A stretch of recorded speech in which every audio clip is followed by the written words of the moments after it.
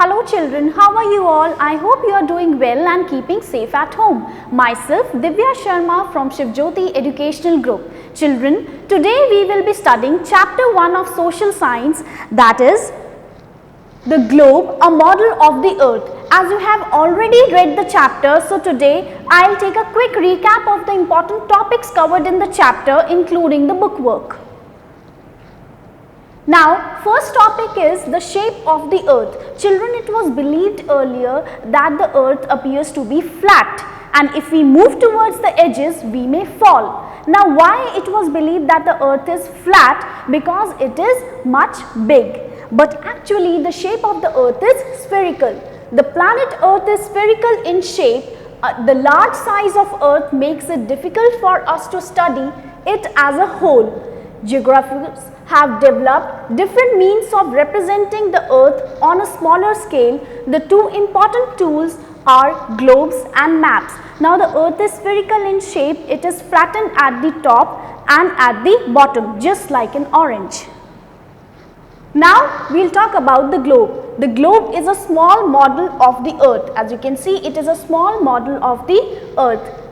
It shows us the exact shape and location of the continents, oceans and seas. It also shows the shape and location of the countries and also important location of cities. Now, you cannot see the whole globe at once. You have to turn it around the line which passes through it. It is called the line of axis. Now, poles. The two endpoints of the axis of rotation are called poles. As you can see in the diagram, this is the line of axis and the two endpoints are the North Pole and the South Pole. To the north is the North Pole and to the south is the South Pole. Now, we will talk about hemispheres. The imaginary line which divides the earth into two equal halves is called the equator. As you can see in the diagram, this is the line of equator which is marked at 0 degrees, and it divides the earth into two equal hemispheres, that is the northern hemisphere and the southern hemisphere. To the north of the equator is the northern hemisphere and to the south of the equator is the southern hemisphere. Now, we will talk about latitudes. These are horizontal lines drawn parallel to the equator. They are called latitudes or parallels. See this diagram. These are the lines of latitudes running parallel to the equator. Now, we will learn about some of the features. Latitudes run parallel to each other in east-west direction. They are at an equal distance from each other. They form complete circles except the north and the south poles. The latitude decreases in length as you move towards the poles. Now, these latitudes will start decreasing as you start moving towards the poles. Now, some of the important latitudes are the Tropic of Cancer marked at 23.5 degree north, Arctic Circle 66.5 degree north, Tropic of Capricorn 23.5 degrees south, and Antarctic Circle 66.5 degree south, and here you have the North Pole 90 degree north and South Pole 90 degree south.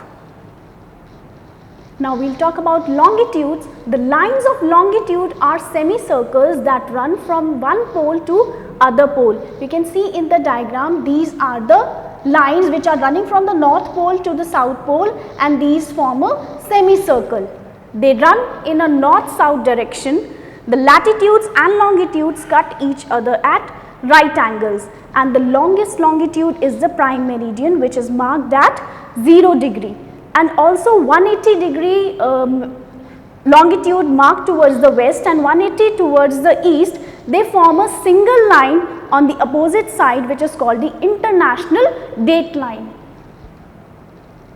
Now, we will talk about the global grid. The latitudes and longitudes together form a network of lines or a grid on the globe. This is known as the global grid. Here you can see the diagram. This is called the global grid, and if you know the latitude and longitude of a place, you can accurately locate it on the map. Now, I will discuss the bookwork with you all. First, we will take up fill in the blanks. The earth rotates along an imaginary line called the axis. The imaginary line on which the earth rotates, that imaginary line is called the axis. The earth is divided into two hemispheres along an imaginary line called the equator. Lines that run parallel to the equator, these are called latitudes. On a globe, the lines running between two poles are called longitudes. The latitude marked 23.5 degrees south is known as the Tropic of Capricorn. The meridian marked 0 degree is called the prime meridian. Now match the following: Arctic Circle, which is marked at 66.5 degree north, Antarctic Circle 66.5 degree south, Tropic of Cancer 23.5 degree north, Greenwich is marked at 0 degree meridian.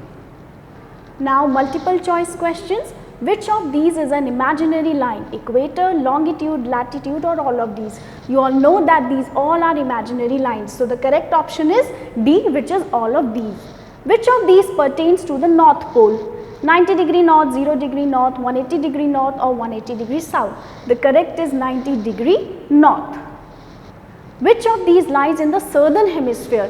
As we have learned the important latitude, so towards the southern hemisphere lies the Tropic of Capricorn.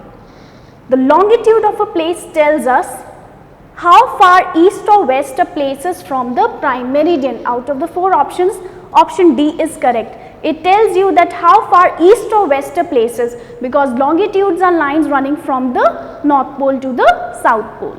The longest latitude is the Tropic of Cancer, Tropic of Capricorn, equator, or they are all equal. The correct answer is equator. It is the longest latitude, and the longest longitude is the prime meridian. Children, this was all about this chapter. Read the chapter again. Thank you.